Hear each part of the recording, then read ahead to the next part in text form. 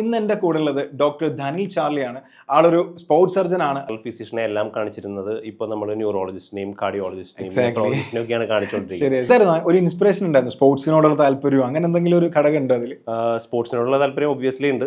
അതേപോലെ അതിൻ്റെ ഉള്ളിലുള്ള എല്ലുകൾക്ക് ഉണ്ടാവുന്ന പൊട്ടലുകൾ ഇതുവരെ നമുക്കൊരു സ്പോർട്സ് റിലേറ്റഡ് ഉണ്ടാവും. അപ്പോൾ അതൊരു ജനറൽ ടേമാണ് സ്പോർട്സ് ഇഞ്ചുറി എന്ന് പറഞ്ഞു കഴിഞ്ഞാൽ. അപ്പോൾ ലിഗമെന്റുകൾക്ക് ഉണ്ടാവുന്ന ഇഞ്ചുറീസ് ആണ് കോമൺ ആയിട്ട് വരാറുള്ളത്, അല്ലെങ്കിൽ മസിൽസിന് ഉണ്ടാവുന്ന പാർഷ്യൽ ഇഞ്ചുറികൾ.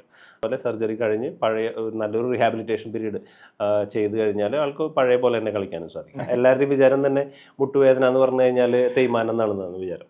ലഹരിപരമായിട്ട് ഉപയോഗിക്കുന്നവരുണ്ട്, അല്ലെങ്കിൽ സ്റ്റിറോയിഡ്സ് ആയിട്ട് യൂസ് ചെയ്യുന്നവരുണ്ട്.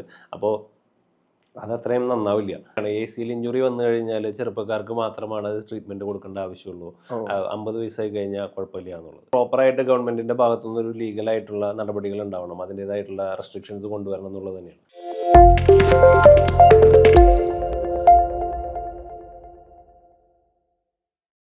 Hi hello, this is Ashiq. You are watching Skylark Pictures Entertainments. നമ്മൾ കുറേ സർജൻസിനെ പറ്റി കേൾക്കാറുണ്ട്, പക്ഷേ സ്പോർട്സ് സർജൻ എന്ന് കേൾക്കുന്നത് വളരെ ചുരുക്കമായിരിക്കും അല്ലേ?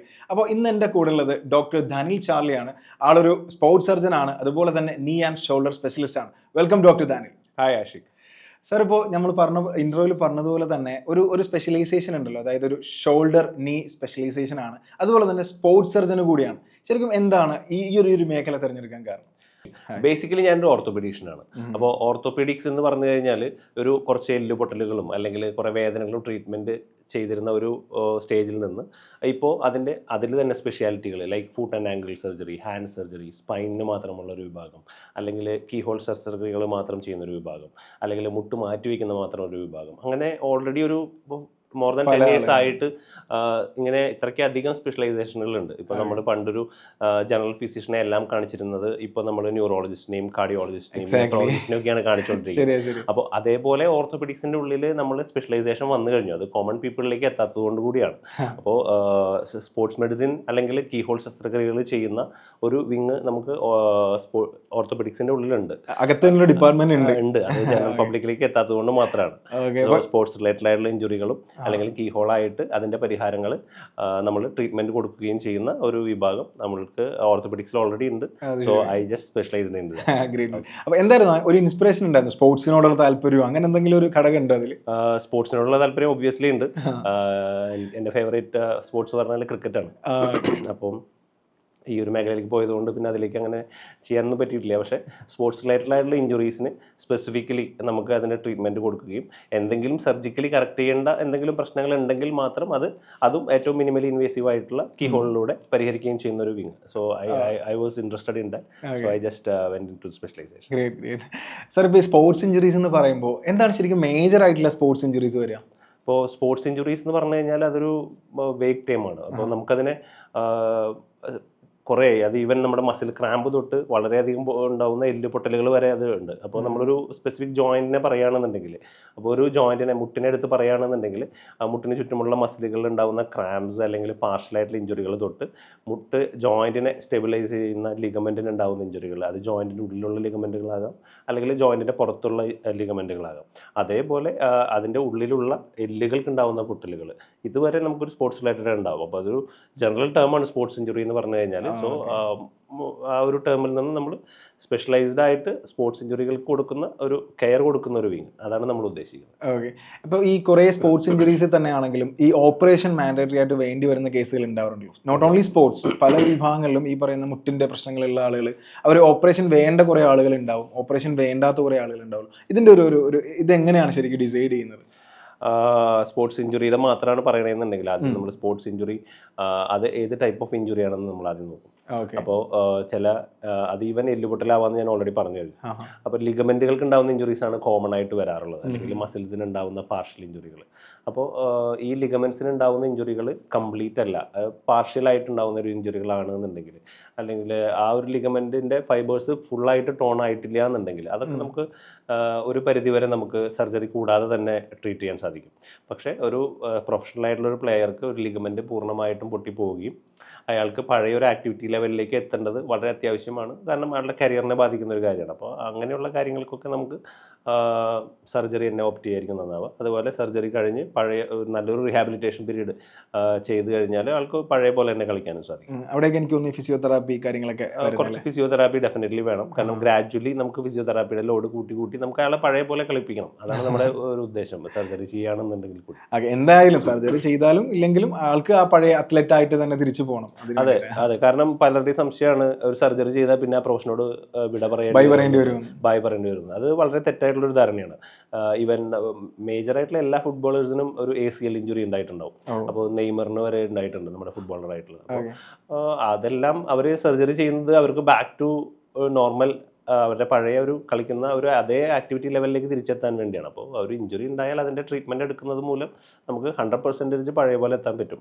ഓക്കെ സാർ, ഇപ്പോൾ ഈ സർജറി ഇപ്പോൾ ചില ഡോക്ടേഴ്സ് പറയുന്നത് മസ്റ്റായിട്ട് സർജറി ചെയ്യണം എന്ന് പറയുന്ന കേസുകൾ നമുക്ക് സർജറി ഇല്ലാതെ തന്നെ ഇപ്പോൾ റീജനറേറ്റീവ് മെഡിസിൻസിൻ്റെ കൂടെ കാലമാണല്ലോ, അപ്പോൾ അതും ഞാനിങ്ങനെ കേട്ടിട്ടുണ്ട്. അപ്പോൾ അത് പോസിബിൾ ആണോ ശരിക്കും? അപ്പം റീജനറേറ്റീവ് മെഡിസിനെ കുറിച്ച് പറഞ്ഞുകൊണ്ട് കൂടി പറയാം. റീജനറേറ്റീവ് മെഡിസിൻ എന്ന് പറഞ്ഞു കഴിഞ്ഞാൽ നമ്മളുടെ വീണ്ടും അത് ഡീജനറേഷൻ സംഭവിക്കുന്ന ഒരു സ്ഥലത്താണ് നമുക്ക് റീജനറേഷൻ്റെ ആവശ്യമുള്ളത്. അതായത് ഏജ് മൂലം നമ്മുടെ സ്കിന്നൊക്കെ ചുളിയുന്ന പോലെയുള്ള, ഏജ് കൂടുന്നതിനനുസരിച്ച് സ്കിന്നൊക്കെ ചുളിയുന്നത് പോലെ ജോയിൻറ്റുകളിൽ കാർട്ടിലേജിന് വേറുണ്ടാവാം, അതുപോലെ തേയ്മാന സംബന്ധമായിട്ടുള്ള പ്രശ്നങ്ങൾ ഉണ്ടാവുന്നത്. അപ്പോൾ അങ്ങനെയുള്ള കാര്യങ്ങൾക്കും അല്ലെങ്കിൽ ഡീജനറേറ്റീവ് ആയിട്ടുള്ള പ്രശ്നങ്ങൾ ഉണ്ടാവുന്നതിനും അല്ലെങ്കിൽ നമ്മളുടെ ഏതെങ്കിലും സർജിക്കലി ട്രീറ്റ്മെൻറ്റ് എടുത്തിട്ടുള്ള ഒരു പെർട്ടിക്കുലർ പ്രോബ്ലത്തിന് ഫാസ്റ്ററായിട്ടുള്ള റിക്കവറി ഉണ്ടാവാനോ അല്ലെങ്കിൽ പാർഷ്യൽ ഇഞ്ചുറീസിനെ പെട്ടെന്ന് നമുക്ക് ഒരു അഡ്ജങ്റ്റീവ് പോലെ, എന്താ പറയുക, അഡ്ജുവൻ്റ് പോലെ നമുക്ക് ആ ഒരു ട്രീറ്റ്മെൻറ്റ് കൊടുത്തു കഴിഞ്ഞാൽ അയാൾ ഫാസ്റ്റായിട്ട് പഴയ ഒരു ആക്ടിവിറ്റി ലെവലിലേക്ക് എത്തിക്കാനും കൂടിയാണ് നമ്മൾ ഈ റീജനറേറ്റീവ് മെഡിസിൻ ഇതിൽ മെയിനായിട്ട് ഉദ്ദേശിക്കുന്നത്. അപ്പം അതിലൊരു തേയ്മാനം, എല്ലാവർക്കും മുട്ട് വേദന, എല്ലാവരുടെയും വിചാരം തന്നെ മുട്ടുവേദന എന്ന് പറഞ്ഞു കഴിഞ്ഞാൽ തേയ്മാനം എന്നാണെന്നാണ് വിചാരം. അപ്പോൾ അത് ജനറലി അങ്ങനെ ആൾക്കാർക്ക് ഉണ്ടാവുന്ന ഒരു ജസ്റ്റ് തോട്ട് പ്രോസസ്സാണ്. എല്ലാ മുട്ടുവേദനകളും തേയ്മാനമല്ല. അപ്പോൾ ഈവൻ തേയ്മാനമാണെങ്കിൽ കൂടി എല്ലാ തേയ്മാനത്തിൻ്റെയും ട്രീറ്റ്മെന്റ് മുട്ടുമാറ്റി വെക്കലും അല്ല. അപ്പോൾ അതിന്റെ ഡിഫറെന്റ് ഗ്രേഡ്സ് ഉണ്ട്.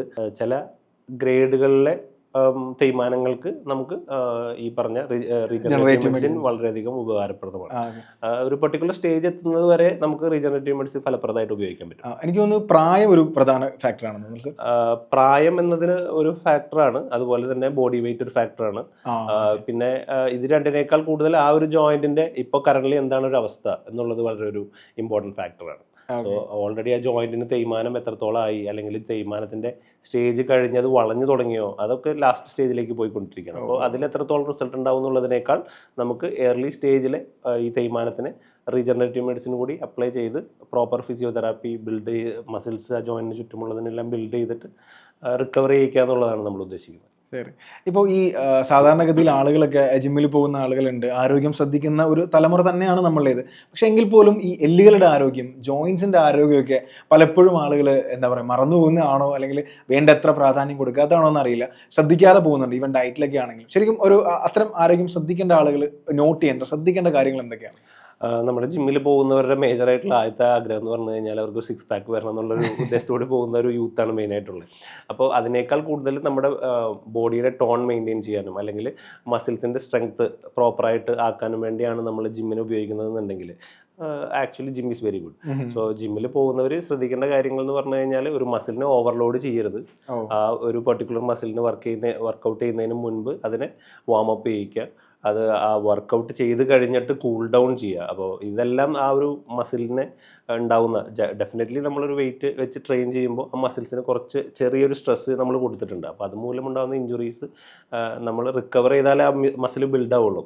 അങ്ങനെ ബിൽഡ് ചെയ്യണമെന്നുണ്ടെങ്കിൽ നമുക്ക് അതിനൊരു പ്രോപ്പർ കൂൾ ഡൗൺ ടൈം കൊടുക്കണം. അതിന് വേണ്ടിയിട്ടുള്ള കാര്യങ്ങൾ നമ്മൾ ചെയ്യണം. ധാരാളം വെള്ളം കുടിക്കണം. അപ്പോൾ നമ്മൾ ജസ്റ്റ് മസിൽ ബിൽഡ് ചെയ്ത് വലിപ്പം കൂട്ടുക എന്നുള്ളതിനേക്കാൾ കൂടുതൽ അവിടെ ഉള്ളവർ നമ്മൾ ആ ഒരു പെർട്ടിക്കുലർ മസിലിനെ ഹെൽത്തി ആക്കി വെക്കാനായിട്ട് കുറച്ചും കൂടി ശ്രദ്ധിക്കുന്നതായിരിക്കും നന്നാവുക. ഓക്കെ. അപ്പോൾ ജിമ്മിലെ കേസ് പറഞ്ഞതുകൊണ്ട് തന്നെ വേറൊരു കാര്യം അഡീഷണൽ ആയിട്ട് ചോദിക്കാൻ ആഗ്രഹിക്കുകയാണ്. അതായത് ഇപ്പോൾ ജിമ്മിലെ ആളുകൾ തന്നെ കുറേ ആളുകൾ സപ്ലിമെന്റ്സും അതുപോലെ കൈൻഡ് ഓഫ് ഇഞ്ചക്ഷൻസ് ഒക്കെ സ്വീകരിക്കാറുണ്ട്. ഇത് ശരിക്കും ഒരു ഹെൽത്തി വേ ആണോ? ഓക്കെ ആണോ? അത് ഒബ്വിയസ്ലി എന്ത് ഇഞ്ചക്ഷൻ ആണെന്നുള്ളതിൻ്റെ ഒരു ക്ലാരിറ്റി നമുക്കതിലില്ല. അപ്പോൾ ചിലപ്പോൾ ഈ പറഞ്ഞ ആൾക്കാരിൽ ലഹരിപരമായിട്ട് ഉപയോഗിക്കുന്നവരുണ്ട്, അല്ലെങ്കിൽ സ്റ്റിറോയിഡ്സ് ആയിട്ട് യൂസ് ചെയ്യുന്നവരുണ്ട്. അപ്പോൾ അതത്രയും നന്നാവില്ല, എന്തായാലും അത് നന്നാവില്ല. ലഹരിപരമായിട്ട് ഉപയോഗിക്കുന്നത് ഒബ്വിയസ്ലി ആണ്, അത് ഇല്ലീഗലാണ്. അപ്പോൾ അതിൻ്റേതായിട്ടുള്ള സൈഡ് എഫക്റ്റുകൾ, അഡിക്ഷൻ വരിക, അങ്ങനെയുള്ള പ്രശ്നങ്ങളുണ്ടാവും. സ്റ്റിറോയിഡ്സ് ആണെങ്കിലും നമ്മൾ യൂഷ്വലി അത് നമ്മൾ ഒരിക്കലും പ്രിഫർ ചെയ്യണില്ല. സർ, അതുപോലെ ഈ ആർത്രോസ്കോപ്പി എന്ന് പറഞ്ഞൊരു ടൈം ഉണ്ടല്ലോ, അതായത് നമ്മൾ കീഹോൾ സർജറിയെ പറ്റി നമുക്ക് കുറേ ആളുകൾക്കൊക്കെ അത്യാവശ്യം കേട്ടിട്ടുണ്ട് അവർ എന്താണ് കീഹോൾ സർജറി എന്നുള്ളത്. ശരിക്കും ആർത്രോസ്കോപ്പി കൈൻഡ് ഓഫ് ഒരു കീഹോൾ സർജറി ആണോ? എന്താണ് ശരിക്കും ആർത്രോസ്കോപ്പി? ആർത്രോസ്കോപ്പി എന്ന് പറഞ്ഞു കഴിഞ്ഞാൽ ജോയിന്റുകളിലെ കീഹോൾ സർജറി, അത്ര തന്നെയുള്ളൂ. നിങ്ങൾ കീഹോൾ സർജറിയെ കുറിച്ച് അറിയാമെന്ന് പറഞ്ഞതുകൊണ്ടാണ് അങ്ങനെ എക്സ്പ്ലെയിൻ ചെയ്തത്. അപ്പോൾ ഒരു ജോയിന്റിന്റെ ഉള്ളിലൊരു പാത്തോളജി നമ്മൾ ഒരു കീ ഹോളിലൂടെ ഒരു ക്യാമറ കടത്തിവിട്ട് നേരിട്ട് കണ്ട്, അതായത് ക്യാമറയിലൂടെ നമ്മൾ കണ്ട് അതിന് എന്തെങ്കിലും പ്രശ്നങ്ങൾ ഉണ്ടെന്നുണ്ടെങ്കിൽ അതേ സിറ്റിങ്ങിൽ തന്നെ സ്പെഷ്യലി ഡിസൈൻഡ് ആയിട്ടുള്ള എക്യുപ്മെന്റ്സ് വഴി നമ്മൾക്ക് ആ ഒരു പ്രോബ്ലം കീ ഹോളിലൂടെ തന്നെ സോർട്ട് ഔട്ട് ചെയ്യാൻ പറ്റുന്ന, അല്ലെങ്കിൽ അങ്ങനെയുള്ള ഒരു സർജിക്കൽ മൊഡാലിറ്റിയെ പറയുന്ന പേരാണ് ആർത്രോസ്കോപ്പി എന്ന് പറയുന്നത്. Okay, great. സാർ, അപ്പോൾ ഈ സ്പോർട്സ് സർജൻ എന്ന് പറയുമ്പോൾ ഇത് കേൾക്കുന്ന കുറേ ആളുകൾക്കൊക്കെ ചിലപ്പോൾ തെറ്റിദ്ധാരണ ഉണ്ടാവാനുള്ള സാധ്യതയുണ്ട്. കാരണം സ്പോർട്സ് ഓറിയൻറ്റഡ് ആയിട്ടുള്ള ട്രീറ്റ്മെൻറ്റുകൾ മാത്രമാണോ ചെയ്യുന്നത്? സാധാരണക്കാരായ ആൾക്കാർക്ക് ഒരു ഷോൾഡർ പെയിനോ അല്ലെങ്കിൽ ഒരു മുട്ടുവേദനയൊക്കെ വന്നാൽ സാറിനെ സമീപിക്കാൻ പറ്റുമോ എന്നൊക്കെ, ശരിക്കും എന്താണ് അതിന് പറയാനുള്ളത്? ആഷിഖ് ആദ്യം തന്നെ ഇൻട്രൊഡ്യൂസ് ചെയ്തപ്പോൾ സ്പോർട്സ് സർജൻ്റെ കൂടെ ഷോൾഡർ ആൻഡ് സ്പെഷ്യലിസ്റ്റ് കൂടി പറഞ്ഞിട്ടുണ്ട്. അപ്പോൾ ഒബ്വിയസ്ലി ഇത് സ്പോർട്സിന് അല്ലെങ്കിൽ സ്പോർട്സ് ഇൻഡിവിജ്വൽസിന് മാത്രം കെയർ കൊടുക്കുന്ന അല്ലെങ്കിൽ ട്രീറ്റ്മെൻറ്റ് കൊടുക്കുന്ന ഒരു വിഭാഗം എന്നല്ല ഇതിൻ്റെ അർത്ഥം. അപ്പോൾ സ്പോർട്സ് റിലേറ്റഡ് ആയിട്ടുള്ള എല്ലാ പ്രശ്നങ്ങൾക്കും ഒരു പരിഹാരം കൊടുക്കുകയും അതോടൊപ്പം തന്നെ ഷോൾഡറും നീയും അല്ലെങ്കിൽ ഇൻഡിവിജ്വൽ ജോയിൻസിന് വേണ്ട പ്രശ്നങ്ങൾ ഉണ്ടെന്നുണ്ടെങ്കിൽ അതിനെക്കുറിച്ച് പഠിച്ച് അതിന് വേണ്ട ട്രീറ്റ്മെൻറ്റ് പ്രൊവൈഡ് ചെയ്യുകയും ചെയ്യാൻ പറ്റുന്ന ഒരു ഒരു ഓർത്തോപെഡിക്സിലൊരു സ്പെഷ്യലൈസേഷനാണ് ഈ സ്പോർട്സ് ആൻഡ് മെഡിസിൻ എന്ന് പറയുന്നത്. അപ്പോൾ അത് സ്പോർട്സ് പേഴ്സണും മാത്രമുള്ളതല്ല, എല്ലാ ജനറൽ പബ്ലിക്കിനും എല്ലാവർക്കും, എനിക്കും താങ്കൾക്കും എല്ലാവർക്കും ഒരു ബുദ്ധിമുട്ട് ഒരു ജോയിൻറ്റിൽ വന്നു കഴിഞ്ഞാൽ നമ്മൾക്ക് അതിൻ്റെ ഒരു ട്രീറ്റ്മെൻറ്റ് എടുക്കാൻ പറ്റും.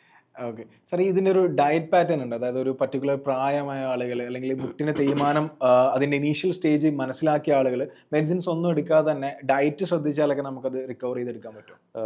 അങ്ങനെ പറഞ്ഞു കഴിഞ്ഞാൽ ബേസിക്കലി ഇപ്പോൾ ജോയിൻറ്റിൽ എന്തുകൊണ്ടാണ് ഗ്രാജുവലി ആൾക്ക് തേയ്മാനം വന്നതിന് വേറെ പ്രത്യേകിച്ച് കാരണങ്ങളില്ല. അപ്പോൾ തേയ്മാനം വരാനായിട്ട് പല കാരണങ്ങളുണ്ട്. ഇപ്പോൾ ആൾക്ക് മുന്നേ ഒരു ഇഞ്ചുറി ആ നീല് പറ്റിയിട്ടുള്ളതിൻ്റെ ഭാഗമായിട്ട് വന്നതാണോ അല്ല ജസ്റ്റ് ഏജ് സംബന്ധമായിട്ട് വന്നതാണോ എന്നുള്ളതൊക്കെ അതിന് ഡിപ്പെൻഡൻ്റ് ആണ്. അപ്പം ജനറൽ പബ്ലിക്കിൽ കോമൺ ആയിട്ട് വരുന്നത് ഏജിൻ്റെ ആധിക്യം മൂലം ജോയിൻറ്റുകളിൽ വരുന്ന തേയ്മാനമാണ്. അപ്പോൾ ഒരു ഏജ് കഴിഞ്ഞ് കഴിഞ്ഞാൽ ജോയിൻറ്റിൽ ചെറിയ ചെറിയ തേയ്മാനങ്ങൾ കണ്ടു തുടങ്ങുമ്പോൾ ഏർലി നമ്മൾ അതിന് വേണ്ട സപ്പോർട്ടും കെയറും പ്രോപ്പറായിട്ട് കൊടുത്തു കഴിഞ്ഞാൽ ആ ജോയിൻറ്റിന് വേണ്ട സപ്പോർട്ട് കൊടുക്കണം. ജോയിൻറ്റിന് ചുറ്റുമുള്ള മസിലുകളെ ബലപ്പെടുത്തുന്ന പർട്ടിക്കുലർ എക്സസൈസുകൾ റെഗുലർ ആക്കണം. സ്ട്രെസ്സ് വല്ലാണ്ട് കൊടുക്കാണ്ടിരിക്കണം. നമ്മുടെ വെയിറ്റ് വല്ലാണ്ട് കൂടുതലാണെന്നുണ്ടെങ്കിൽ അതൊന്ന് കൺട്രോൾ ചെയ്യണം. സോ ഇങ്ങനെയുള്ള കാര്യങ്ങളൊക്കെ ശ്രദ്ധിച്ചു കഴിഞ്ഞാൽ ആ ഈ സ്റ്റേജസ് ഓൾറെഡി ഞാൻ പറഞ്ഞു തേയ്മാനത്തിൻ്റെ സ്റ്റേജുകളുണ്ടെന്ന്. അപ്പോൾ ഏർലി സ്റ്റേജിൽ നിന്ന് അത് പ്രോഗ്രസ് ചെയ്യാതിരിക്കാൻ ഈ ഒരു മെത്തേഡ്സ് എല്ലാം നമ്മളെ സഹായിക്കും. അപ്പം ഒബ്വിയസ്ലി നമുക്ക് തേയ്മാനത്തിനെ പ്രിവെൻറ്റ് ചെയ്യാനും പറ്റും. ഓക്കെ സാർ, അതുപോലെ നമ്മുടെ നാട്ടുമ്പുറങ്ങളിലൊക്കെ ക്രിക്കറ്റും ഫുട്ബോളും ഒക്കെ കളിക്കുന്ന ഒരുപാട് ആളുകളുണ്ട്. അപ്പോൾ എൻ്റെയൊക്കെ ചെറുപ്പത്തിലാണെങ്കിലും ശരി, എൻ്റെ ഒരു ഫ്രണ്ടിന് ഇതേപോലെ ഒരു ദിവസം കളിച്ചുകൊണ്ടിരുന്നു, ഫുട്ബോൾ കളിച്ച് ഇങ്ങനെ വീണു. അപ്പോൾ ഷോൾഡർ ഡിസ്ലൊക്കേറ്റ് ആയി. അപ്പോൾ ഡിസ്ലൊക്കേറ്റ് ആയിട്ട് അപ്പോൾ അവിടുത്തെ ഒരു നാട്ടിലൊരു ചേട്ടനുണ്ടായിരുന്നു നമ്മുടെ. അപ്പോൾ ആൾ വന്നിട്ട് ഇങ്ങനെ കൈയൊക്കെ ഇങ്ങനെ പിടിച്ചിട്ട് അതങ്ങ് ഇട്ടു. ഭാഗ്യം തന്നെ അത് ശരിയായി. പക്ഷെ ഞാൻ അന്നോട്ട് ചിന്തിക്കുന്ന ഒരു കാര്യമാണ്, അത് ഇട്ടതിൻ്റെ പേരിൽ ചിലപ്പോൾ വേറെ എന്തെങ്കിലും ബുദ്ധിമുട്ട് ഉണ്ടായെങ്കിലോ അതൊരു പ്രശ്നമല്ലേ ശരിക്കും? അപ്പോൾ കുട്ടികൾക്ക് അങ്ങനെയൊക്കെ ഉണ്ടാവുക അല്ലെങ്കിൽ ഒരു സ്പോർട്സ് പേഴ്സൺ അങ്ങനെ ഉണ്ടായി കഴിഞ്ഞാൽ ശരിക്കും ആദ്യം എന്താ ചെയ്യേണ്ടത്? ഇത് മെയിനായിട്ട് ഇപ്പോൾ ഡിസ്ലൊക്കേഷനെ കുറിച്ച് പറഞ്ഞതുകൊണ്ട് ഷോൾഡർ ഡിസ്ലൊക്കേഷനാണ് ഇപ്പോൾ പറഞ്ഞത്. അപ്പോൾ അതിനെക്കുറിച്ച് പറയുകയാണെന്നുണ്ടെങ്കിൽ അപ്പോൾ ഷോൾഡർ ഡിസ്ലൊക്കേറ്റ് ചെയ്തത് തിരിച്ചു പിടിച്ചിട്ടു എന്നുള്ളതാണ് നമ്മൾ പറയുന്നത്. അപ്പോൾ ആദ്യമായിട്ട് സംഭവിക്കുന്ന ഡിസ്ലൊക്കേഷനും അതിന് ശേഷം ഉണ്ടാകുന്ന ഡിസ്ലൊക്കേഷൻസ് എന്നുള്ളത് വ്യത്യാസമുണ്ട് അതിൻ്റെ. ആദ്യമായിട്ടുണ്ടാകുന്ന ഡിസ്ലൊക്കേഷൻസിന് നമുക്ക് വലിച്ചിട്ടിട്ട് കറക്റ്റായിട്ട് വരാം, പക്ഷേ അത് വലിച്ചിടുന്നത് വളരെ റിസ്ക് ആണ്. അപ്പോൾ ഈ പറ്റിയിട്ടുള്ളത് എല്ല് പൊട്ടിയിട്ട് ഡിസ്ലൊക്കേറ്റ് ആയതാണോ അതോ വെറുതെ ജോയിൻറ്റ് തെന്നിപ്പോയതാണോ എന്ന് നമുക്ക് ധാരണയില്ല. അപ്പോൾ അവിടെയുള്ള ഒരാൾ പറയുകയാണ് എടാ ജോയിൻറ്റ് തെന്നിപ്പോയിരിക്കുകയാണ് വലിച്ചിട്ടോ എന്നുള്ളത്. അപ്പോൾ ഈ വലിച്ചിടുക എന്ന് പറഞ്ഞു കഴിഞ്ഞാൽ ട്രാക്ഷൻ കൊടുക്കുക എന്നുള്ളതാണ്. അപ്പോൾ എല്ലാ ജോയിൻറ്റ് റെഡ്യൂസ് ചെയ്യുന്നതിൽ ട്രാക്ഷൻ ഒരു റോളുണ്ട്. പക്ഷേ അതൊരു 50% പേരിൽ സക്സസ്ഫുൾ ആവും, 50% പേരിൽ അത് കോംപ്ലിക്കേറ്റഡ് ആവും. കാരണം അതിൻ്റെ കൂടെ എല്ല് പൊട്ടലുണ്ട് എന്നുണ്ടെങ്കിൽ അത് ഈവൻ വല്ലാണ്ട് തെന്നി മാറാത്ത അല്ലെങ്കിൽ ഡിസ്പ്ലേസ്മെൻറ്റ് ഇല്ലാത്ത എല്ല് പൊട്ടലാണ് അത് ഉണ്ടായിരുന്നതെങ്കിൽ ആൾക്കാർ വലിക്കുന്നതോടുകൂടി അത് ഡിസ്പ്ലേസ് ആവുകയും അത് ഈവൻ സർജറി ചെയ്യേണ്ട രീതിയിലുള്ള ഒരു കോംപ്ലിക്കേഷനിലേക്ക് പോവുകയും ചെയ്യും. So always better to go to a nearby hospital and get the treatment proper. അതായത് ചെയ്യാതിരിക്കലാണ് നമ്മൾ അവിടെ ഡോക്ടർ ആവാതിരിക്കുന്നതായിരിക്കും കുറച്ചും കൂടി നന്നാവുക. നമുക്കറിയില്ല അവിടെ എല്ല് പൊട്ടിയിട്ടുണ്ടോ അതല്ലെങ്കിൽ വേറെ എന്തെങ്കിലും പ്രശ്നങ്ങൾ ഉണ്ടായിട്ടുണ്ടോ എന്നുള്ളത്. ഇത് ആദ്യത്തെ എല്ല് പൊട്ടൽ, ആദ്യത്തെ ഡിസ്ലൊക്കേഷനെ കുറിച്ചാണ് പറഞ്ഞത്.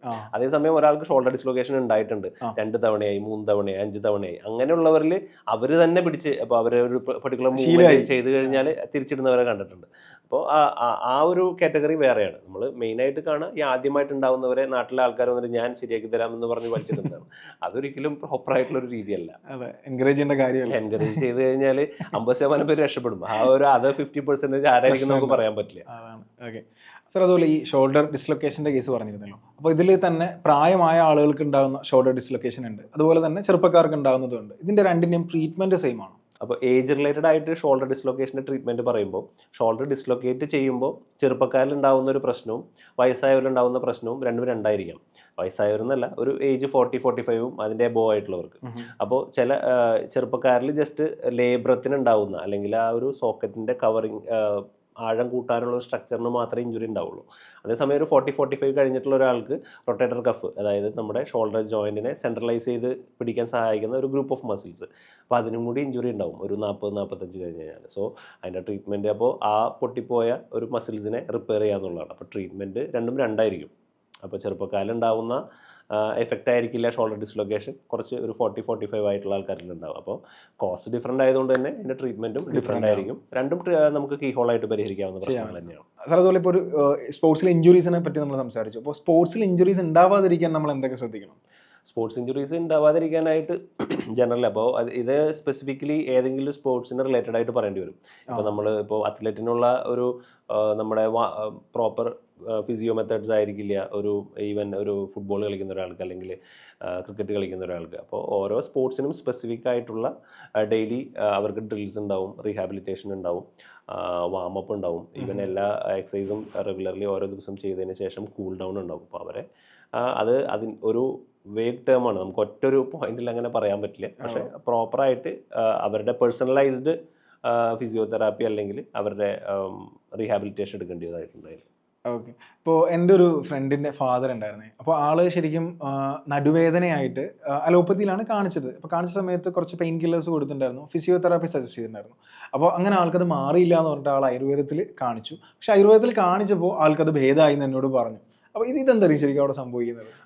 ഇതിൻ്റെ എക്സാക്ട് കാരണം നമുക്കറിയില്ല. അപ്പോൾ മേജറായിട്ട് ഉണ്ടാവുന്ന ഒരു പ്രശ്നം എന്താണെന്നുള്ളത് പറഞ്ഞു കഴിഞ്ഞാൽ, നമ്മളുടെ അലോപ്പതിയിൽ ഒരാളൊരു നടുവേദനയായിട്ട് വന്നു കഴിഞ്ഞാൽ അപ്പോൾ ആൾക്കൊരു വേദന ഉണ്ടെന്ന് പറയുന്നു. ഒരു റെഡ് ഫ്ലാഗ്സ് എന്ന് പറയും. എന്തെങ്കിലും എമർജൻസി ആയിട്ട് ആൾക്ക് സർജറി ചെയ്യേണ്ട അല്ലെങ്കിൽ ഇമ്മീഡിയറ്റ്ലി അഡ്മിറ്റ് ചെയ്ത് എന്തെങ്കിലും ട്രീറ്റ്മെൻറ്റ് കൊടുക്കേണ്ട ചില പ്രശ്നങ്ങൾ ഉണ്ടോ എന്ന് നമ്മൾ നോക്കും. അത് ക്ലിനിക്കലി നമുക്ക് ടെസ്റ്റ് ചെയ്താൽ മനസ്സിലാവും.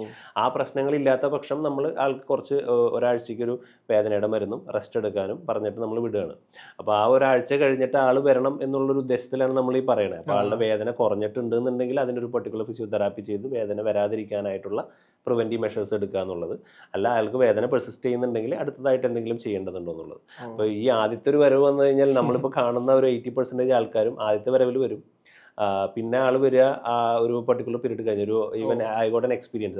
ഒരു പേഷ്യൻ്റ് 1 വർഷം കഴിഞ്ഞ് വന്നു. 1 വർഷം കഴിഞ്ഞ് വന്നപ്പോൾ ഇങ്ങനെ അവരെ പഴയ ചീട്ട് കാണിക്കുക. അപ്പോൾ പ്രിസ്ക്രിപ്ഷൻ കാണിച്ചിട്ട് പറഞ്ഞു ഇങ്ങനെ ഉണ്ടായിട്ടുണ്ടായിരുന്നു, ഞങ്ങൾ മരുന്ന് തന്നു, മാറിയില്ല. അപ്പോൾ പറഞ്ഞു ഇത് എത്ര നാളായി കഴിക്കുന്നു? കഴിഞ്ഞ 1 വർഷമായിട്ട് അവർ കഴിക്കുന്നുണ്ട്. എന്ന് വെച്ച് കഴിഞ്ഞാൽ ഒരാഴ്ച വേദന വരുമ്പോൾ കഴിക്കും, പിന്നെ അത് വേദന പോവും, വീണ്ടും ഒരു 2 ആഴ്ച കഴിയുമ്പോൾ വേദന വരും, വേദന വീണ്ടും കഴിക്കും. അപ്പോൾ അങ്ങനെ കഴിക്കുന്നതിൽ യാതൊരു ലോജിക്കും ഇല്ല. അപ്പോൾ നമ്മൾ സ്റ്റെപ്പ് വൈസ് ആയിട്ടാണ് അലോപ്പതിയിൽ ട്രീറ്റ്മെൻറ്റ് പറയാം.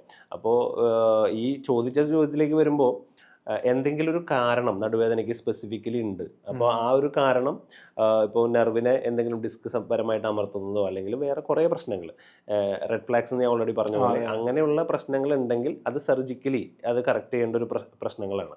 അപ്പോൾ അങ്ങനെയുള്ള പ്രശ്നങ്ങൾ നമുക്ക് എപ്പോഴും ആയുർവേദത്തിൽ പോയിട്ട് ശരിയായി എന്ന് നമുക്ക് പറയാൻ പറ്റില്ല. അപ്പോൾ ഈ ട്രീറ്റ്മെൻറ്റ് താങ്കളുടെ ഫ്രണ്ടിൻ്റെ ഫാദറിന് എടുത്ത ട്രീറ്റ്മെൻറ്റ് ആൾക്ക് നോർമലായിട്ടുള്ളൊരു നടുവേദനയാണോ വന്നതെന്ന് നമുക്കറിയില്ല. അപ്പോൾ സർജറി അല്ലാതെ നടുവേദനകൾക്ക് പല കാരണങ്ങളും പല കോസുകളും പല ട്രീറ്റ്മെൻറ്റ് ഓപ്ഷൻസും ഉണ്ട്. ഈവൻ ഇപ്പം ഇംഗ്ലീഷിൽ അലോപ്പതിയിലാണെങ്കിൽ കൂടി. അപ്പോൾ അല്ലാത്തൊരു കാരണമായിരിക്കാം അവർ പോയിട്ടുണ്ടാവുക. അതിൻ്റെ പ്രോപ്പറായിട്ടുള്ള കെയറും റെസ്റ്റും അതിൻ്റെ പഥ്യം എന്ന് പറയും ആയുർവേദത്തിൽ. അപ്പോൾ അതൊക്കെ അവർക്ക് പ്രോപ്പറായിട്ട് എടുക്കും. അവർക്ക് പേടിയാണ് ആയുർവേദത്തിൽ പോയിട്ട് പഥ്യം തെറ്റിച്ച് കഴിഞ്ഞാൽ എന്തോ പറ്റും എന്നുള്ള കാര്യം. അപ്പോൾ അങ്ങനെ ഒരു കാര്യമില്ല. ഇപ്പം നമ്മുടെ അലോപ്പതിയിൽ അവർ പറയാ മരുന്ന് കഴിച്ചു മാറി എന്നുള്ള ലൈനാണ്. അങ്ങനെയല്ല, എല്ലാത്തിനും നമ്മളുടെ ലൈഫ് സ്റ്റൈലിൽ മോഡിഫിക്കേഷൻ വരുത്തേണ്ടതും അല്ലെങ്കിൽ നമ്മൾ പെർട്ടിക്കുലർ കുറേ ആക്ടിവിറ്റികൾ അവോയ്ഡ് ചെയ്യേണ്ടതുണ്ട്. ആയുർവേദത്തിൽ അവർ കുറച്ചും കൂടി സ്ട്രിക്റ്റ് ആയിട്ട് പറയുന്നതുകൊണ്ട് അവരത് കുറച്ചും കൂടി നന്നായിട്ട് കേൾക്കുന്നുണ്ട്. അപ്പോൾ പ്രത്യേകിച്ച് സർജറി ചെയ്യേണ്ട ഒരു കാരണമില്ല എന്നുണ്ടെങ്കിൽ ഏത് ട്രീറ്റ്മെൻറ്റ് എടുത്താലും അത് മാറും. ഓക്കെ. ഇപ്പോൾ ഈ ഷോൾഡർ സാർ നേരത്തെ നമ്മൾ ആ വീണ കേസ് പറഞ്ഞപ്പോൾ സാർ പറഞ്ഞിരുന്നല്ലോ, ഷോൾഡറിൻ്റെ പല തവണയുള്ള ഡിസ്ലൊക്കേഷൻ ആണെന്നുണ്ടെങ്കിൽ പോലെയല്ല ആദ്യത്തെ സംഭവിക്കുന്നത്. അപ്പോൾ ഇത് ശരിക്കും എന്തുകൊണ്ടാണ് പല പ്രാവശ്യം സംഭവിക്കുന്നത്? അപ്പോൾ അങ്ങനെ സംഭവിക്കുമ്പോൾ ഇത് എപ്പോഴാണ് ഒരു സർജറി നീഡഡ് ആയിട്ട് വരുന്നത്? ഇപ്പോൾ ഷോൾഡർ ഡിസ്ലൊക്കേഷനെ കുറിച്ച് പറയുമ്പോഴേ ഇപ്പോൾ ശരീരത്തിലെ ഏറ്റവും കൂടുതൽ ഡയറക്ഷൻസിൽ മൂവ് ചെയ്യാൻ പറ്റുന്ന ജോയിന്റ് ആണ് ഷോൾഡർ ജോയിന്റ്. അതിന്റെ കാരണം എന്ന് പറഞ്ഞു കഴിഞ്ഞാൽ ഇതൊരു ബോൾ ആൻഡ് സോക്കറ്റ് ടൈപ്പാണ്. ഇപ്പോൾ ഒരു കപ്പിന്റെ ഉള്ളിൽ ബോൾ കടന്ന് തിരിയുന്നതിന്റെ ഭാഗമായിട്ടാണ് നമ്മുടെ ഈ മൂവ്മെന്റ് സംഭവിക്കുന്നത്. അപ്പോൾ ഷോൾഡർ ജോയിന്റിൽ ഈ കപ്പ് ചെറുതാണ്, ബോൾ വലുതാണ്. സോ ഇതിന്റെ ഡിസ്ലൊക്കേറ്റ് ചെയ്യാനുള്ള ടെൻഡൻസി വളരെ കൂടുതലാണ് കമ്പാരിറ്റീവ്ലി. അപ്പോൾ ഇതിന് ഈ ഒരു ഡിസ്ലൊക്കേഷൻ ഉണ്ടാവാതിരിക്കാൻ ബൈ ബർത്ത് നമ്മളുടെ ബോഡിയിൽ തന്നെ ലേബ്രം എന്ന് പറഞ്ഞൊരു വേലി ഈ സോക്കറ്റിനെ ചുറ്റുമുണ്ട്, ഇത് പുറത്തേക്ക് പോകാണ്ടിരിക്കാനായിട്ട്. അപ്പോൾ ഒരു ഡിസ്ലൊക്കേഷൻ ഉണ്ടാവുമ്പോൾ ഈ വേലി പൊട്ടുകയാണ്. ഓക്കെ, അപ്പോൾ ആ വേലി പൊട്ടി നമ്മൾ പിടിച്ചിട്ടപ്പോൾ അത് അതിന്റെ പൊസിഷനിലേക്ക് വന്നു. പക്ഷെ ആ പൊട്ടിയ വേലി അവിടെ തന്നെ പൊട്ടി കിടക്കുകയാണ്. സോ അതിനെ വീണ്ടും ഒരു പർട്ടിക്കുലർ ഡയറക്ഷനിലുള്ള മൂവ്മെന്റുകൾ സ്ട്രെസ് കൊടുക്കുമ്പോൾ അത് വീണ്ടും തെന്നും. അപ്പോൾ നമ്മൾ ഏർലി അത് എന്തിനാ അഡ്രസ്സ് ചെയ്യണം, അതാണ് അടുത്ത ചോദ്യം വരിക. അപ്പോൾ ഒന്ന് ആളുടെ ഡോമിനന്റ് ഹാൻഡ് ആണോ എന്ന് നോക്കുക. എന്ന് വെച്ച് കഴിഞ്ഞാൽ വേണ്ടത് കൈനാണോ വലത് കൈനാണോ വലം കൈനാണോ എന്ന് പറയുന്ന പോലെ. അപ്പോൾ വലം കൈനാണെന്നുണ്ടെങ്കിൽ അതിന്റെ പ്രോപ്പർ ആയിട്ടുള്ള ഈവൻ ഒരു പ്രാവശ്യം ഉണ്ടായാൽ പോലും ഒരു ഡോക്ടറെ കൺസൾട്ട് ചെയ്ത് അതിനെ MRI എടുക്കേണ്ടതുണ്ടോ, എന്തെങ്കിലും ചെയ്യേണ്ടതായിട്ടുണ്ടോ, എമർജൻസി ഇതിനെന്തായാലും ഇത് എമർജൻസി അല്ല. ഓക്കെ, അപ്പോൾ വീണ്ടും വീണ്ടും ഉണ്ടായാൽ എന്താണ് പ്രശ്നം? അപ്പോൾ വീണ്ടും വീണ്ടും ഉണ്ടായി കഴിഞ്ഞാൽ വീണ്ടും ഇത് ഫ്രിക്ഷൻ സംഭവിക്കും. ഓരോ പ്രാവശ്യവും ഇങ്ങനെ പോകുമ്പോൾ വേലി പൊട്ടിക്കിടക്കാണ്. പിന്നെ ഒരയുന്നത് ഈ ബോണുമേലാണ്. ഈ ബോണും ഒരയുന്ന ഭാഗമായിട്ട് ഓരോ സമയത്തും ഈ ഒരയുമ്പോൾ ഈ സോക്കറ്റിന്റെ ഒരു പെർസെൻറ്റേജ് ഓഫ് എല്ല് പോയിക്കൊണ്ടിരിക്കുകയാണ്. അപ്പോൾ ഒരു പരിധി കഴിഞ്ഞാൽ ഈ വേലി എടുത്ത് തുന്നി പിടിപ്പിച്ചാലും ഇത് നിൽക്കാതെ വരും. കാരണം അവിടെ എല്ലില്ല, എല്ല് തേഞ്ഞു പോയി. ഓരോ പ്രാവശ്യവും ഡിസ്ലൊക്കേറ്റ്. അപ്പോൾ ഒരു 15 പ്രാവശ്യം ഡിസ്ലൊക്കേറ്റ് ആയി, 20 പ്രാവശ്യം ഡിസ്ലൊക്കേറ്റ് ആയി എന്ന് പറയുന്ന ഒരാളുടെ ട്രീറ്റ്മെന്റും 2 പ്രാവശ്യം 3 പ്രാവശ്യം ഡിസ്ലൊക്കേറ്റ് ആയി എന്ന് പറയുന്ന ട്രീറ്റ്മെന്റും രണ്ടായിരിക്കും. ഒരാളുടെ എല്ല് തേഞ്ഞു പോയിട്ടുണ്ട് അവിടെ. അപ്പോൾ അവിടെ എല്ല് എക്സ്ട്രാ നമ്മൾ അവിടെ വെക്കണം. അതായത് തേഞ്ഞു പോയ ഒരു പെർസെൻറ്റേജ് ഓഫ് എല്ല് നമ്മളവിടെ വെക്കണം. അതാണ് മറ്റേ ആ സ്റ്റീൽ അല്ല, അതവിടെ നമ്മൾ നമ്മുടെ ബോഡിയിൽ തന്നെയുള്ള എല്ലിനെ ആ ഭാഗത്തേക്ക് വെക്കുക എന്നുള്ളതാണ്. നമ്മൾ കീഹോൾ ആയിട്ട് തന്നെയാണ് ചെയ്യുക. അപ്പോൾ അല്ലെങ്കിൽ നമ്മുടെ എക്സ്ട്രാ ഒരു എല്ല് നമ്മുടെ ഇടുപ്പ് ഭാഗത്തുണ്ട്, ഇലിയാക് ക്രസ്റ്റ് എന്ന് പറയും. അപ്പോൾ അതിൽ നിന്ന് എത്രത്തോളം പോയിട്ടുണ്ടോ എല്ല് ആ ഒരു ഭാഗത്തേക്ക് ആ എല്ല് വെച്ച് പിടിപ്പിക്കുക. അങ്ങനെ കുറച്ച് മെത്തേഡ്സ് എടുത്തിട്ട് അവിടെ വെക്കുക. അപ്പോൾ ആദ്യത്തെ ആ വേലി ജസ്റ്റ് പൊട്ടിയിരുന്ന സമയത്ത് ആ ട്രീറ്റ്മെന്റ് എടുത്തിട്ടുണ്ടായിരുന്നെങ്കിൽ ആ വേലിനെ നമ്മൾ ജസ്റ്റ് ഒന്ന് വലിച്ച് ഈ എല്ലിലേക്ക് തുന്നി പിടിപ്പിക്കേണ്ട ഒരു ട്രീറ്റ്മെന്റ് മാത്രമേ ഉള്ളൂ. കാരണം അവിടെ എല്ലിനൊന്നും പറ്റിയിട്ടില്ല. അപ്പോൾ ഒബ്വിയസ്ലി നേരത്തെ ട്രീറ്റ്മെന്റ് എടുക്കുന്നവർക്കും ലേറ്റ് ആയിട്ട് എടുക്കുന്നവർക്കും വ്യത്യാസമാണ്. അതേസമയം നോൺ ഡോമിനന്റ് ഓപ്പോസിറ്റ് സൈഡിലെ കൈയാണ് കുറച്ച് അല്ലെങ്കിൽ പ്രായമായിട്ടുള്ള പ്രത്യേകിച്ച് ആ കൈ കൊണ്ട് ആക്ടിവിറ്റികളൊന്നും ചെയ്യാത്ത ഒരാളാണ്. അങ്ങനെയൊക്കെയാണെന്നുണ്ടെങ്കിൽ നമുക്ക് രണ്ടോ മൂന്നോ തവണയൊക്കെ നമുക്കൊന്ന് വെയിറ്റ് ചെയ്യുന്നതിലും തെറ്റില്ല. ഡിസ്ലൊക്കേറ്റ് ആയാലും ആളുടെ കാര്യങ്ങൾ ഈവൻ ഉറക്കത്തിൽ വരെ ഡിസ്ലൊക്കേറ്റ് ആയി തുടങ്ങിയാൽ പിന്നെ നമ്മൾ ഏത് കൈയാണെന്നുള്ളതിലൊന്നും കാര്യമില്ല. നമുക്ക് അതിന്റെ പ്രോപ്പർ ട്രീറ്റ്മെന്റ് തന്നെ എടുക്കും വേണം. ഓക്കെ, അതുപോലെ തന്നെ ഷോൾഡറിന്റെ കേസ് നമുക്ക് മനസ്സിലായി. അതുപോലെ പ്രധാനപ്പെട്ട ഒന്നാണ് നമ്മുടെ മുട്ട്, കാൽമുട്ടിന്റെ, എസ്പെഷ്യലി കാൽമുട്ട്. അപ്പോൾ ഈ കാൽമുട്ട് കുറേ ആളുകൾ പറയുന്നുണ്ട് കാൽമുട്ട് തെന്നിപ്പോയി എന്നൊക്കെ. അപ്പോൾ ശരിക്കും കാൽമുട്ട് തെന്നുന്നതാണോ സംഭവിക്കുന്നത്? എന്താണ് അവിടെ സംഭവിക്കുന്നത്? ആൾക്കാർക്ക് ഒരു തെറ്റിദ്ധാരണ ഉണ്ട്, എല്ലാ കാൽമുട്ട് തെന്നുന്നത് ജോയിന്റ് തെന്നുന്നതാണ്. കാൽമുട്ടൽ തെന്നൽ എന്ന് പറയുമ്പോൾ ഒന്നെങ്കിൽ മുട്ടിന്റെ ചിരട്ട അഥവാ പെറ്റല എന്ന് പറയും. അപ്പോൾ അത് മാത്രമായിട്ട് തെന്നുന്നതുണ്ട്, അല്ലെങ്കിൽ ജോയിന്റ് തെന്നിപ്പോകുന്നുണ്ട്. ഇത് രണ്ടാണ്. അപ്പോൾ ഇത് രണ്ടിന്റെയും കോസും രണ്ടാണ്.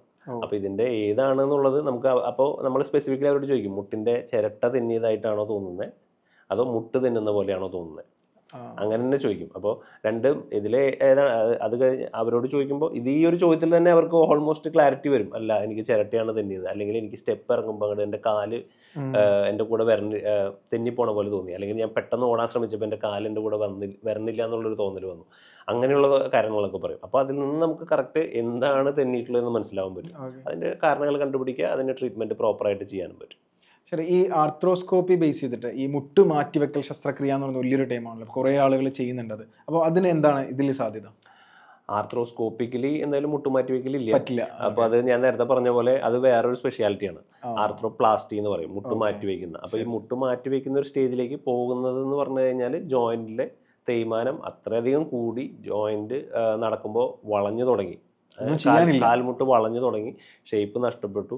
അങ്ങനെയൊക്കെ ആയിക്കഴിഞ്ഞാൽ വീണ്ടും നമ്മൾ സർജറി ചെയ്യാതിരിക്കുന്നതിൽ വലിയ ലോജിക്കില്ല. അപ്പൊ അവരെ അറ്റ്ലീസ്റ്റ് അവര് നടത്തം തന്നെ അവരുടെ വീട്ടിൽ ബൗണ്ടഡ് ആയി കഴിഞ്ഞു. ഈവൻ ബാത്റൂമിൽ പോകാൻ വരെ കഷ്ടപ്പെട്ട് ആടിയാണ് നടക്കുന്നത് എന്നുള്ള ലൈനിലായിട്ടുണ്ടാവും. അപ്പൊ അവരെയൊക്കെ സർജറി ചെയ്യുന്ന ഒരു മെത്തേഡാണ് ഇത്. അപ്പൊ ആർത്രോപ്ലാസ്റ്റി അല്ലെങ്കിൽ മുട്ട് മാറ്റി വയ്ക്കുക എന്നുള്ളത്. നമ്മൾ മെയിനായിട്ട് ഫോക്കസ് ചെയ്യുന്നത് കീഹോൾ ആയിട്ടുള്ള അതിൻ്റെ ഉള്ളിലെ പ്രശ്നങ്ങൾ പരിഹരിക്കാനായിട്ടുള്ള മെത്തേഡ്സാണ് നമ്മൾ ട്രീറ്റ് ചെയ്യുന്നത്. ഓക്കെ, ഇപ്പോൾ ഈ കുറേ ആളുകൾക്ക് ചെറിയ കാലുവേദന വന്നാലും ശരി, ഫുട്ബോൾ കളിക്കുന്ന സമയത്തൊക്കെ കുട്ടികൾക്ക് കാലുവേദന വരുമ്പോൾ ഒരു പട്ടീസ് ചുറ്റി വെക്കാറുണ്ട്. എസ്പെഷ്യലി മുട്ടിനൊക്കെ ഇത് ചുറ്റി വെക്കുന്നത് കാണുന്നുണ്ട്. ഇത് ഏതെങ്കിലും തരത്തിൽ അപകടം ഉണ്ടാക്കും? മുട്ടുവേദനയ്ക്ക് അല്ലെങ്കിൽ എന്തെങ്കിലും ഒരു ഇഞ്ചുറി പറ്റിയതിന് ശേഷം സ്ഥിരമായിട്ട് നീ ബ്രേസ് അല്ലെങ്കിൽ പട്ടീസ് ഇങ്ങനെ ചുറ്റി വെച്ച് നടക്കുന്നവരെ നമ്മൾ കാണാറുണ്ട്. അപ്പോൾ ഇനീഷ്യലി ഒരു ഇമ്മീഡിയറ്റ്ലി പെയിൻ റിലീഫിന് വേണ്ടി ആ ജോയിന്റിന്റെ മൂവ്മെന്റ് കുറയ്ക്കാൻ ഈ പറഞ്ഞ കാര്യങ്ങളൊക്കെ ചെയ്യുന്നതിൽ കുഴപ്പമില്ല. അപ്പോൾ ഇത് നമ്മളൊരു ഒരാഴ്ച 2 ആഴ്ച ഉപയോഗിച്ചു അല്ലെങ്കിൽ 3 ആഴ്ച ഉപയോഗിച്ചു, അത് കഴിഞ്ഞത് ലൈഫ് ലോങ് ഉപയോഗിക്കുന്നവർ വരെയുണ്ട്. മുട്ടുവേദന വന്ന ഇതിടുന്നവരുണ്ട്, അല്ലെങ്കിൽ മുട്ടുവേദന വരാതിരിക്കാൻ ഇത് സ്ഥിരമായിട്ട് ഇടുന്നവരുണ്ട്. അപ്പം അങ്ങനെ ആയിക്കഴിഞ്ഞാൽ ജോയിൻറ്റിനെ ചുറ്റുമുള്ള മസിലുകൾക്ക് തീരെ എക്സസൈസ് ഇല്ല, എക്സേർട്ട് ഇല്ല. അപ്പോൾ ആ ജോയിൻറ്റിൻ്റെ ലോഡ് കൂടും. എങ്ങനെ മസിലുകൾ ഓൾറെഡി വീക്കായിക്കൊണ്ടിരിക്കുകയാണ്, വീക്കായതാണ്. അതിൻ്റെ കൂടെ ഈ ബ്രേസ് ബെൽറ്റ് ഇടുമ്പോൾ ആ മസിലിനൊന്നും എക്സസൈസ് ചെയ്യാൻ പറ്റുന്നില്ല, അതിൻ്റെ വലിപ്പം വീണ്ടും കുറയും. സോ ജോയിന്റിലേക്ക് വീണ്ടും സ്ട്രെസ് വരും. അപ്പൊ തേയ്മാനത്തെ അത് ഒരു തരത്തില് വീണ്ടും വീണ്ടും കൂട്ടി കൂട്ടി കൊണ്ടുപോകും.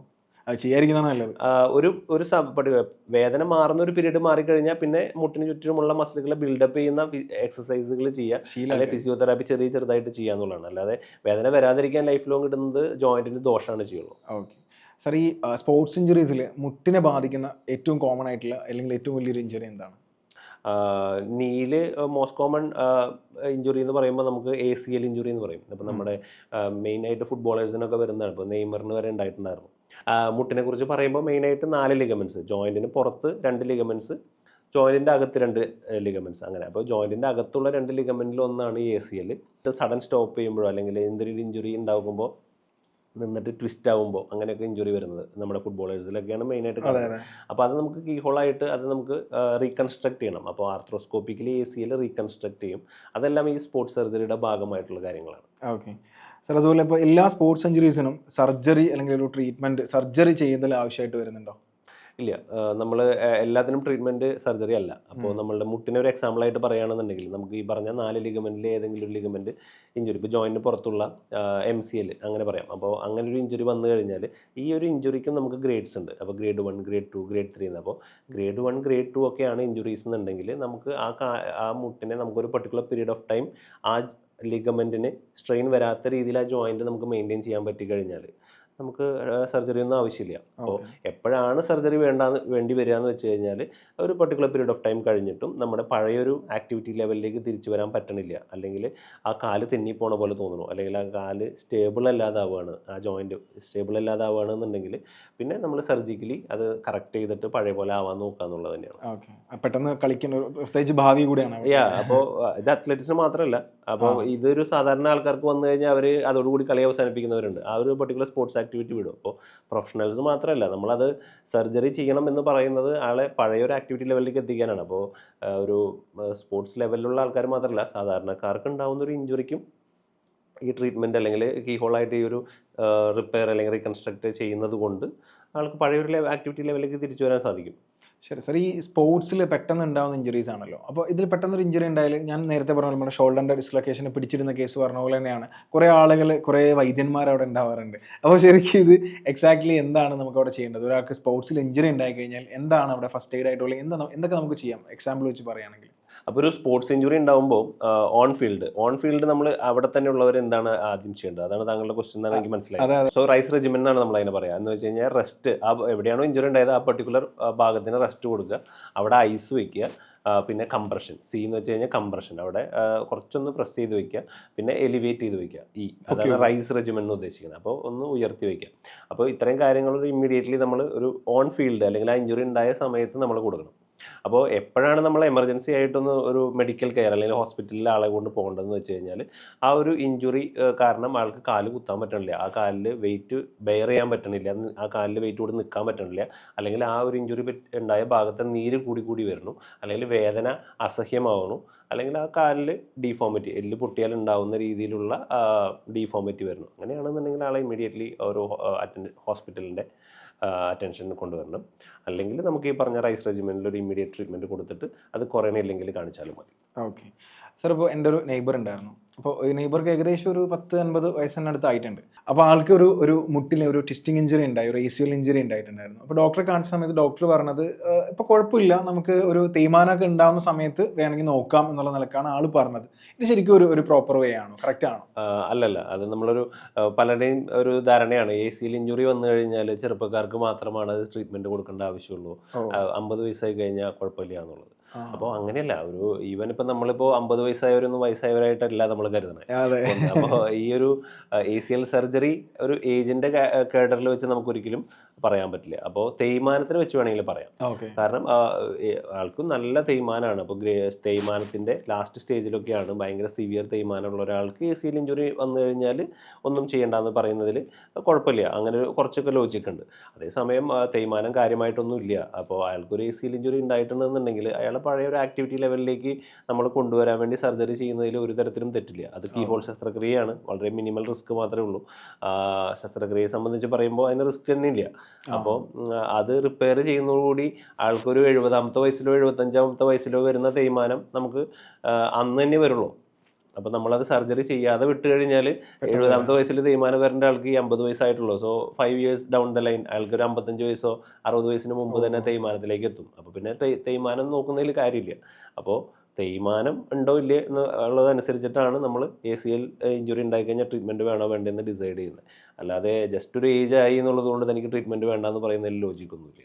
സാർ, ഇപ്പോൾ ഈ സ്പോർട്സ് ബേസ് ചെയ്ത് തന്നെ ഒരുപാട് ആളുകൾ ആ സ്പോർട്സിനൊന്ന് ജയിക്കാനൊക്കെ ആയിട്ട് സ്പോർട്സ് ഓറിയൻറ്റഡ് ആയിട്ട് സ്പോർട്സിന് വേണ്ടിയിട്ട് തന്നെ ഡ്രഗ്സ് ഉപയോഗിക്കുന്നതായിട്ട് നമ്മൾ ഒരുപാട് വാർത്തകളിലൊക്കെ കണ്ടിട്ടുണ്ടല്ലോ. അപ്പോൾ ശരിക്കും ഇത് ഓഫ് കോഴ്സ് അത് ലീഗലി തെറ്റാണെന്ന് നമുക്കറിയാം. പക്ഷേ ഇത് ശരിക്കും ഇവരുടെ കരിയർ നശിപ്പിക്കുകയല്ലേ ചെയ്യുന്നത്? ഡ്രഗ്സിനെ കുറിച്ച് പറഞ്ഞാൽ ഇപ്പോൾ കറൻ്റ്ലി മെയിനായിട്ടുള്ളൊരു ടോപ്പിക്കാണ്. അപ്പോൾ ഇതിനെ നമ്മൾ സ്പോർട്സിലേക്ക് വരുമ്പോൾ എങ്ങനെയാണ് പറയേണ്ടതെന്ന് വെച്ച് കഴിഞ്ഞാൽ ഇതിനെ ഹെൽത്ത് പ്രോബ്ലംസ് ആണ് നമ്മൾ ആദ്യം പറയേണ്ടത്. അപ്പോൾ ഇത് എടുക്കുന്നത് അവരെ ഹാർട്ട് റിലേറ്റഡ് ആയിട്ടും ലിവർ സംബന്ധമായിട്ടും അങ്ങനെ കുറേ പ്രശ്നങ്ങൾ ഉണ്ടാക്കുന്നുണ്ട്, ഹെൽത്ത് റിലേറ്റഡ് ആയിട്ടുള്ള പ്രോബ്ലംസ് ഉണ്ടാക്കുന്നു. അതോടൊപ്പം തന്നെ അവർക്കത് അഡിക്ഷൻ ആവാനും അതിൻ്റേതായിട്ടുള്ള പ്രശ്നങ്ങൾ ഉണ്ടാകുന്നുണ്ട്. പിന്നെ ഇതിൽ അവരുടെ കരിയർ ബേസിക്കലി പല വലിയ പ്ലേയേഴ്സിനെ നമുക്കറിയാം ഡ്രഗ്സിൽ കണ്ടുപിടിച്ചു, അതിനുശേഷം അവരുടെ കരിയറിനെ നഷ്ടപ്പെട്ടിട്ടുള്ളത്. ഡെഫിനറ്റ്ലി ഇത് കൂടി വരുന്നത് ഒരിക്കലും നന്നാവില്ല നമ്മുടെ യൂത്തിന്. സാർ, ഇപ്പോൾ ലഹരിയുടെ കേസ് പറഞ്ഞുകൊണ്ട് ചോദിക്കുകയാണ്. ഇപ്പോൾ നമ്മുടെ കുട്ടികളിൽ ഒരുപാട് പല രീതിയിൽ പല സിന്തറ്റിക് ഡ്രഗ്സ് ഉൾപ്പെടെയുള്ള അവൈലബിലിറ്റി ഭയങ്കര കൂടുതലാണ്. കുട്ടികൾക്ക് അത് ഭയങ്കര രീതിയിൽ ഇപ്പോൾ നമ്മൾ റീസെൻ്റ് ആയിട്ട് നടന്ന സംഭവങ്ങളൊക്കെ എടുത്ത് നോക്കിയാൽ തന്നെ മനസ്സിലാവും. അപ്പോൾ നമുക്കത് പ്രിവെൻറ്റ് ചെയ്യാൻ എന്ത് ചെയ്യാമെന്നാണ് സാർ വിചാരിക്കുന്നത്? ഭയങ്കര ബ്രോഡായിട്ടുള്ളൊരു ക്വസ്റ്റനാണ്. എന്നാലും നമ്മുടെ ഏറ്റവും ആദ്യം നമ്മളതിന് പ്രോപ്പറായിട്ട് ഗവൺമെൻറ്റിൻ്റെ ഭാഗത്തുനിന്ന് ഒരു ലീഗലായിട്ടുള്ള നടപടികൾ ഉണ്ടാവണം, അതിൻ്റേതായിട്ടുള്ള റെസ്ട്രിക്ഷൻസ് കൊണ്ടുവരണം എന്നുള്ളത് തന്നെയാണ്. ഇപ്പോൾ ലഹരി ഉപയോഗത്തിനെ കുറിച്ച് പറയുമ്പോൾ നമ്മുടെ യൂത്തിനെ നമ്മളതിനെ അവെയർ ചെയ്യുക, അവെയർനെസ് കൊടുക്കുക, അല്ലെങ്കിൽ അതിന് വേറെ ഹെൽത്ത് ടിപ്സ്, ഹെൽത്ത് ന്യൂട്രീഷൻ, വേറെ രീതിയിൽ അവരെ സ്പോർട്സ് ആക്ടിവിറ്റികൾ, വേറെ ഏതെങ്കിലും കാര്യങ്ങളിൽ അവരെ എൻഗേജ് ചെയ്യുന്ന അവെയർനെസ് പ്രോഗ്രാംസുകൾ ഉണ്ടാക്കുന്നത് ഒരു ഭാഗം. പക്ഷേ അതിനൊക്കെ ഉപരി ഗവൺമെൻറ്റിൻ്റെ ഭാഗത്തുനിന്ന് ഇതിൻ്റെ അവൈലബിലിറ്റി കുറയ്ക്കാനായിട്ടും അതിനെ പ്രൊമോട്ട് ചെയ്യുന്ന ആൾക്കാർക്ക് പ്രോപ്പറായിട്ടുള്ള കുറച്ച് ഹെവി ആയിട്ടുള്ള പണിഷ്മെൻറ്റ് കിട്ടിയാൽ തന്നെയാണ് ഇത് ഒരു തരത്തിൽ നേരെയാവുള്ളൂ എന്നാണ് എൻ്റെ ഒരു അഭിപ്രായം. ഈവൻ 18 വയസ്സിന് താഴെയുള്ള കുട്ടികൾ അത് വളരെ കാണുന്നു. അപ്പം നമ്മൾ ഒരു ആസ് എ പാരൻറ്റ് നമ്മളെപ്പോഴും നമ്മുടെ കുട്ടികളോട് കുറച്ച് ഇൻട്രാക്ട് ചെയ്തിരിക്കുകയും അവരിലുണ്ടാവുന്ന ഇഷ്യൂസ് നമ്മളത് മനസ്സിലാക്കണം, അവരെ കേൾക്കണം. അവരുടെ പ്രശ്നങ്ങൾ എന്തെങ്കിലും ഉണ്ടെന്ന് തോന്നി കഴിഞ്ഞാൽ അവരെ വെറുതെ ചീത്ത പറയുകയോ ബഹളം വയ്ക്കുകയോ എന്നുള്ളതിനേക്കാൾ കൂടുതൽ അവരെക്കുറിച്ച് അവരോടൊരു എന്താ പറയുക റാപ്പ്, നമ്മൾ ഫ്രണ്ട്ഷിപ്പ് റാപ്പോ എന്നൊക്കെ പറയും. അപ്പോൾ അത് ഉണ്ടാക്കി വെച്ചാൽ തന്നെയാണ് നമുക്ക് അവരിൽ എന്തെങ്കിലും മാറ്റങ്ങൾ ഉണ്ടായി കഴിഞ്ഞാൽ നമ്മൾക്കത് പ്രോപ്പറായിട്ട് പറഞ്ഞു കൊടുക്കാൻ പറ്റുള്ളൂ. രണ്ട് തരത്തിൽ ഈവൻ എല്ലാ രീതിയിലുള്ള അബ്യൂസുകളോ അല്ലെങ്കിൽ ലഹരിയും എല്ലാം നമ്മൾ പ്രോപ്പറായിട്ടുള്ള റിലേഷൻ നമ്മളുടെ കുട്ടികളായിട്ടുണ്ടെന്നുണ്ടെങ്കിൽ നമുക്ക് അത് ഒരു പരിധി വരെ നമുക്ക് പ്രിവെന്റ് ചെയ്യാൻ സാധിക്കും. അതാണ് എൻ്റെ ഒരു സജഷൻ. സാർ, അതുപോലെ തന്നെ ഈ ആർത്രോസ്കോപ്പി എന്ന് പറയുന്ന അല്ലെങ്കിൽ കീ ഹോൾ സർജറി നമ്മൾ പറഞ്ഞല്ലോ. അപ്പോൾ ഇത് ശരിക്കും ചെയ്ത് കഴിഞ്ഞാൽ ഇതിൻ്റെ ഒരു റിക്കവറി ടൈം ആൾക്ക് എപ്പോഴാണൊന്ന് ഫ്രീ ആയിട്ട് നടക്കാനും ഇരിക്കാനൊക്കെ പിന്നെ പറ്റുക? അപ്പോൾ നമ്മൾ കീ ഹോൾ ശസ്ത്രക്രിയയെ കുറിച്ച് പറയുമ്പോൾ ആർത്രോസ്കോപ്പി ഷോൾഡറിൽ ഇപ്പോൾ ചെയ്യുന്ന ഒരു സർജറി ആണെങ്കിൽ, അല്ലെങ്കിൽ ACLൻ്റെ ഒരു സർജറി മുട്ടിൽ ചെയ്യുന്നതാണെന്നുണ്ടെങ്കിൽ രണ്ടിൻ്റെയും റീഹാബിലിറ്റേഷനും ഫിസിയോതെറാപ്പിയും ഒക്കെ ഡിഫറെൻ്റ് ആണ്. അപ്പോൾ യൂഷ്വലി ഒരു ACLൻ്റെ കാര്യം പറയുകയാണെന്നുണ്ടെങ്കിൽ ആൾക്ക് പഴയൊരു ആക്ടിവിറ്റി ലെവലിലേക്ക് പഴയ പോലെ നടക്കാനും കാര്യങ്ങളൊക്കെ ചെയ്യാനുമായിട്ട് ഒരു ഏകദേശം ഒരു 1.5 മാസമാണ് സമയം വേണ്ടി വരിക. അതേസമയം ആൾക്കൊരു പഴയൊരു ഫുട്ബോളർ ആണെന്നുണ്ടെങ്കിൽ അതിനുശേഷം ആൾക്ക് പ്രോപ്പറായിട്ടുള്ള സ്ട്രെങ്തനിങ്ങും ട്രെയിനിങ്ങും എടുക്കണം, ഈ ഫുട്ബോളിന് മുമ്പുള്ള ട്രെയിനിങ്. അപ്പോൾ അതിൻ്റെ ഒരു പീരീഡ് കൂടി ചേർത്ത് ഓൾമോസ്റ്റ് ഒരു 5-6 months പഴയ പോലെ ഒരു ഫുട്ബോളറാണ് പ്രൊഫഷണലി കളിക്കുന്നവർക്കൊരു 5-6 months എന്തായാലും എടുക്കും. പക്ഷേ നമ്മൾ സാധാരണ കാര്യങ്ങളൊക്കെ ചെയ്യുന്ന ഒരാൾക്ക് ഒരു 1.5 മാസത്തിൻ്റെ ആവശ്യം ഉണ്ടാവുള്ളൂ പഴയ പോലെ ആവുകയെന്നുണ്ടെങ്കിൽ. സോ എന്തായാലും ഒരുപാട് സന്തോഷം ഡോക്ടർ. കുറച്ച് സമയത്തിൽ നമ്മൾ ഒരുപാട് കാര്യങ്ങൾ സംസാരിച്ചു, കുറേ ഇൻഫോർമേറ്റീവ് ആയിട്ടുള്ള കാര്യങ്ങൾ മനസ്സിലാക്കാൻ സാധിച്ചു. Thank you for coming. Thank you so much. Thanks Ashi.